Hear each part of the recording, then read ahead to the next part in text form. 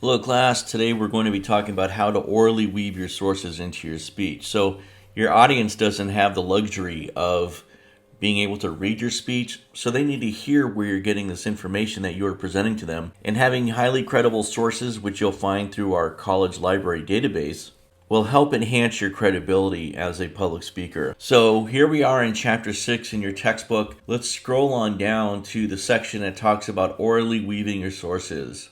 So when sharing your sources to your audience, it's critical that we write for the ear. So we got to make sure that when we do weave these sources in, it's pleasant to the ear. So here are a few key phrases that'll help you get there. In the book, in the magazine, in the newspaper, in the academic journal, according to my in-class survey.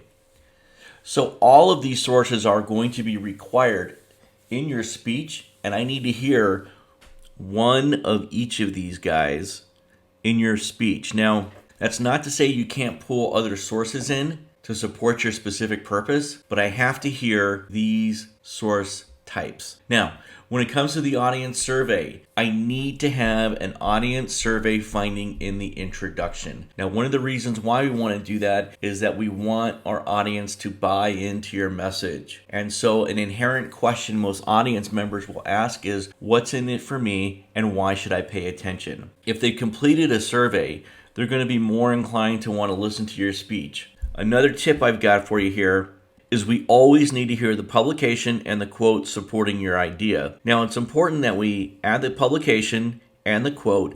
And why does this quote matter? How does this quote support your specific purpose? Now, a date or an article title may be helpful, but referencing them in our speeches may be clunky, cumbersome, and just not pleasant to the ear. So remember, we only have a short amount of time to deliver this speech.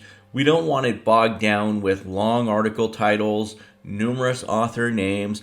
We're here to learn and get better clarity on your specific purpose. Now, I have some examples here on how you would orally weave your sources. So here, we're looking at the in-class audience survey. Based on the findings you're going to receive, I want you to include an audience survey finding in your introduction of your speech. Here I'm doing a speech along the lines of the growth mindset. It kind of revolves around the book, The New Psychology of Success by Carol Dweck. So that's where I'm getting these themes for these examples. So here, I found out that in my survey, 20 out of 30 students in our class believe that their success is predetermined by fate. Now, to weave that into your speech, it would sound something like, according to my in-class survey, 20 out of 30 students in our class believe their success is predetermined by fate, and a growth mindset puts you more in control of your thoughts and destiny. For the book name, the publication name is Mindset, The New Psychology of Success. This is the quote I pulled. Here is an example of how I wrote that quote out. So here's an example of how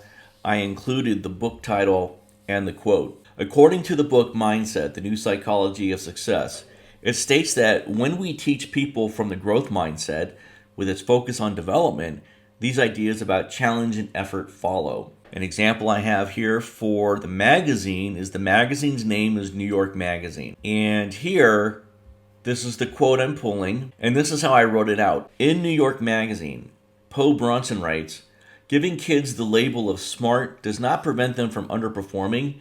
It might actually be causing it." Now you'll notice that I did include the author's name here.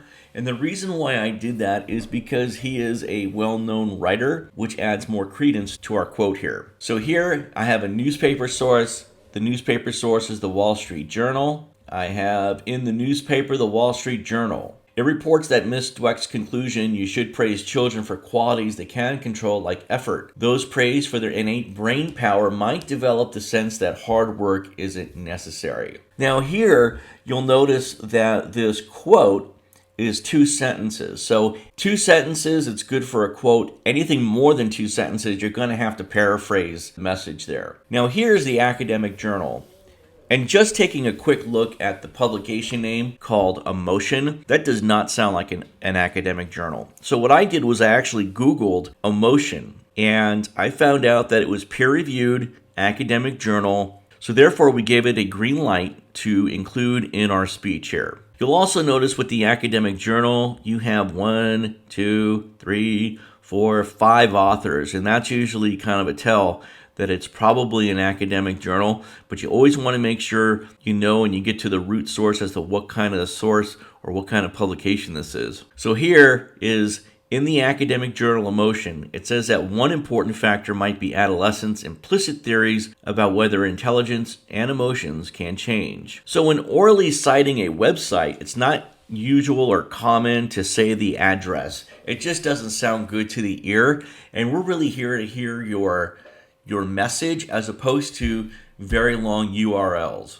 Orally citing your sources demonstrates a high regard for your audience because you're providing them the best possible information for their listening experience. You'll also find that we're not going to put all the sources that we look at in our speech. So we are going to be adding a bibliography, and it'll be an APA format. You can learn how to make bibliographies through online bibliography generators, much like EasyBib, which is an add-on to Google Docs. And also your word processors can help generate bibliographies for you in APA format. I hope this video helped you guys out in regards to how to weave your sources and quotes to help support your ideas in your speech. So I'm looking forward to hearing some really good speeches. So until next time, I'll catch you guys later.